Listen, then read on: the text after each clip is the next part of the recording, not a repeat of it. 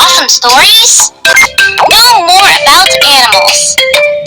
Stevie the Squirrel has hiccups. Stevie the Squirrel has a horrible case of the hiccups.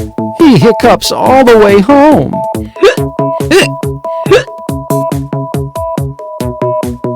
He hiccups at the dinner table.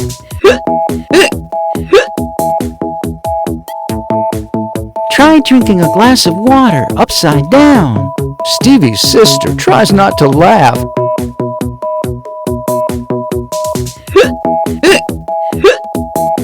It's not working. Stevie is getting fed up with his hiccups now. You need someone to scare you. That always works. You could try holding your breath.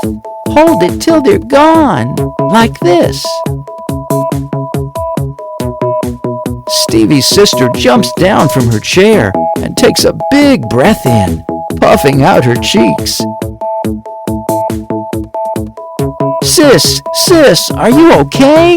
Aw, that's so not funny. You scared me. Bet your hiccups are gone, though, aren't they?